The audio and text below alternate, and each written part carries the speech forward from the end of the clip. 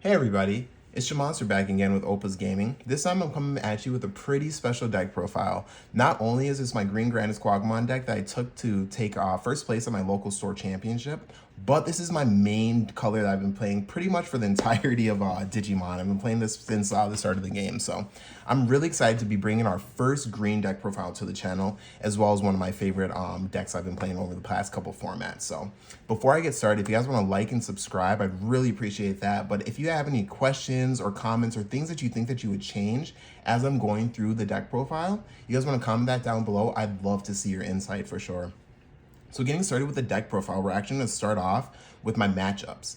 My round one matchup was an extremely hard way to start off such an important store championship. It was against one of my teammates' Armor Rush deck, Magnamon X, and it was very difficult. The fact that they can recover when the Magna X goes is deleted, he goes to security, it can throw off your security checks that you're trying to go for games. So that's something really difficult that you need to navigate, as well as hitting Megadeth. Megadeth can just ruin your momentum, as well as put them on such a forward foot that you can't come back fast enough to really like finish the game out. So that was a very hard matchup. Going into round two was something very similar. It was security control. Very difficult for this deck to go up against. I thankfully actually made a handful of changes to the deck to help accommodate that security control matchup, so that they came up quite a bit. So we'll go over those when we're in the deck profile, but I'm really happy that we made some changes for that. Going into rounds 3 and 4, I played Metal Garurumon X.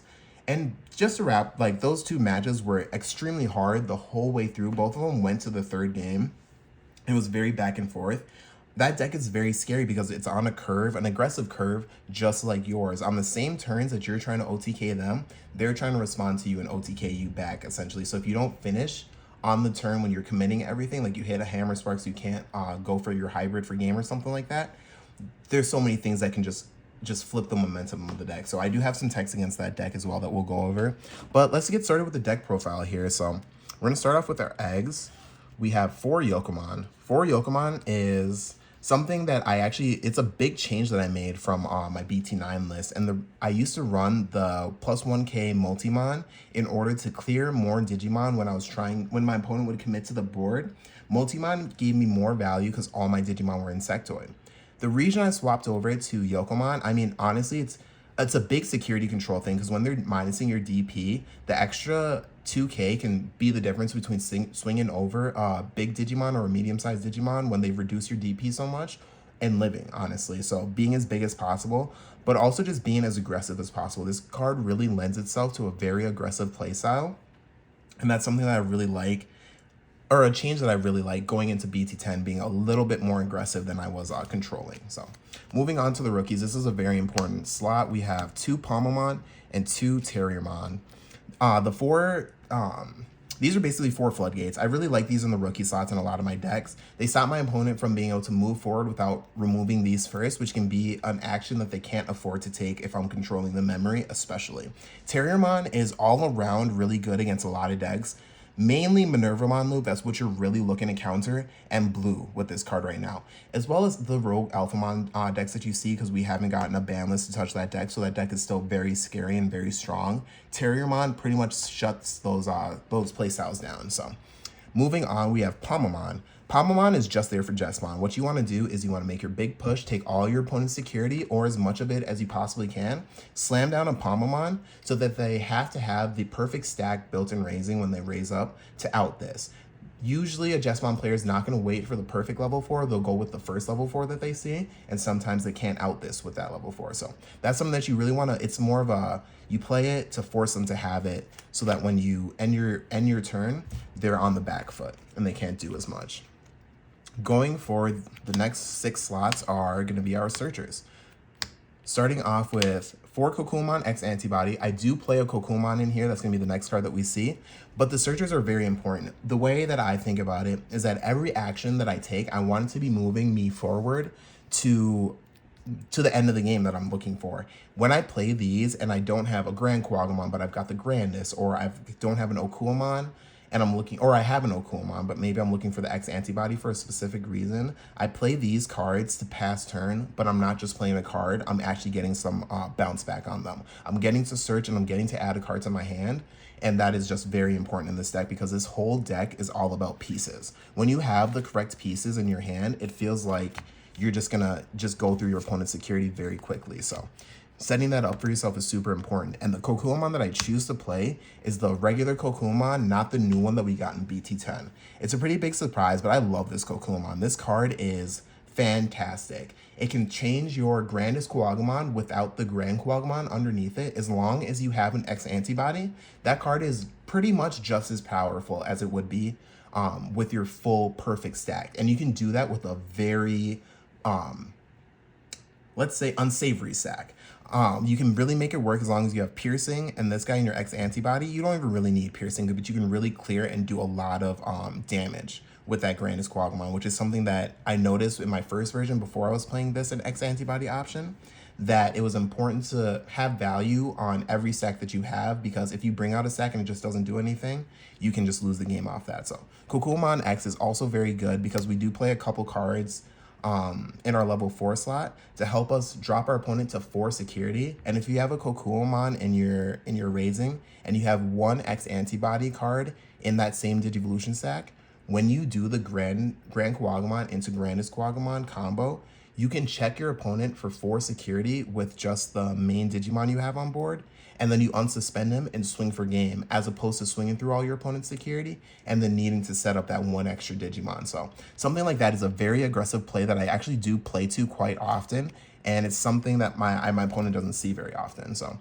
our last slot here is 2 Palmon. These came in actually for the security control matchup.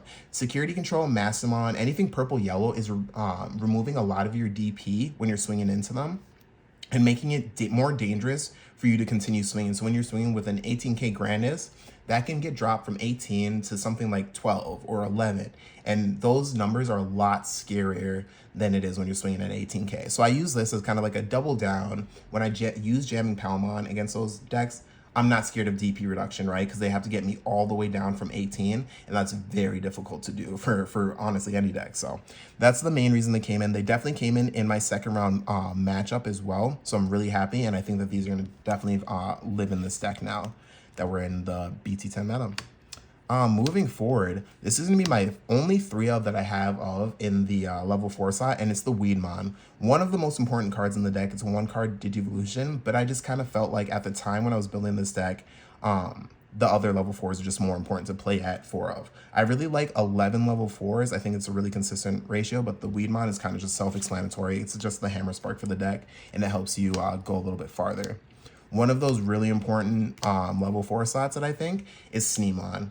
When you see this card in security, more often than not, you end up winning for more reasons than one. Sometimes it's just that extra swing that you need when you're raising up that Grand Coagumon against something like Metal Garurumon X or Alphamon, and you're swinging through all their security. This guy's the guy that's going to come out and finish it if they hit it in security. This one can also be a really big detriment if Garurumon is swinging at you and they use X antibody to restand, they hit this. Now that they're standing, you can rest down that Digimon, and now they're usually like 2 checks behind where they thought they were going to be or something like that, and that can flip the match on its head and really put it into your court. So I was playing 3 of the Sneemon, but I just need to see it in security as much as possible. Him being an Insectoid is also extremely important. The 2 most searchable cards in this, or searchable types of cards in this deck, are green cards first, and then Insectoids right after that. So with this being just another Insectoid, I have pretty much all my level 4s being Insectoid except for that Weedman. Next out, we have Kabutarimon. Blockers are just really not bad this format. I've used this card multiple times today to just stave off my opponent. If I just put them down to 0 and I put this out on the board, I slow them down. They can't necessarily kill me and I buy myself a turn, and usually that's what you need with a deck like this. On top of that, against things like maybe Crossheart or those lower to the ground decks, if you're missing cards in your hand and you're on turn 2 and you have a rookie and raising, you can now raise that rookie up, Digivolve to look for an additional card, and then put down one of those searchers, maybe build that perfect hand, and now when you're hatching on your next turn, it's just hatch, Digivolve, Digivolve, Digivolve. Now I'm on 5, and I was able to protect myself from going down too low in my security. So the Kabutarimon is really important. This card might be getting dropped down to 3 just to go back to the 4 of Weedman, just because Weedman comes up. It's a very good card, so using it as an extender is a little bit more aggressive than using the Kabutarimon as a defender. Next out, we're going to go over the level 5 slot altogether because it's just Okumon, and Okumon X Antibody. We'll do the same thing for the level 6s because it's the same kind of deal. These cards are crazy. The fact that we have Ice Wall in the deck, or Mini Ice Wall, is fantastic because it's how I won a lot of my games. Going in on your opponent, even if you lose the stack into security, if they're on low enough life, if they're on 1 or 0 life, and their next turn is very, very throttled by the Okumon, it hurts. If your opponent is on a level 4, you take all their security against Garurumon or Metal Garurumon X, all they can do is Digivolve into their level 5 for 3, swing, and they have to pay 1 memory, and a lot of times that's going to pass the turnover. Or at least every time that they swing, paying 1 memory is going to stop them from being able to do the crazy, go all the way up into the Blitz Omni to finish you off. And a lot of times that's all you need to push forward. So I was playing 9 level 5s for just a little bit, but I just think it's a little bit over excessive. I think that you can get away with 8, and as long as you play your resources properly, you can really you can do it. A lot of times, if I don't have Okumon as well, I'll just go straight into the Okumon X Antibody because it's a really good card regardless. I'll even Digivolve into Grand Quagamon and Raising if I have to. So level 6s are also very self-explanatory. This is the combo. You use Grand Quagamon to Digiburst. For every 2 cards that you Digiburst, he gains security check +1. So in those situations where you do have that X Antibody and you Digivolve on top of this, you can get up to security check +4, which is a really nice threshold to be in if you have that Cocoon to finish out your opponent that we were talking about earlier. So this level 6 slot is very standard. It's Grand Quagamon. This is what you're going to play. I wouldn't suggest playing a 9th level level 6 like Argomon or anything like that, even against those low to the ground crossheart decks. I just think that this is all you really need. Just go for game and just be aggressive. So the end package of the deck is going to be the options, and then we're going to get into a little bit more of the techie stuff.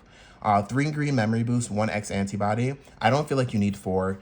This, you really only want to resolve 1 or 2 of these a game because you don't want to be missing that many pieces. But on turn 1, this acts as an additional rookie. If you have everything but the rookie in hand, you play this and you search the rookie, you're barely behind on your opponent. You're behind maybe 1 turn, but it's not really a full turn because now you can gain the memory to set yourself back on curve and just threaten game. This deck is all about threatening lethal for game, and green memory boost really helps you, but I don't think you need a 4th one.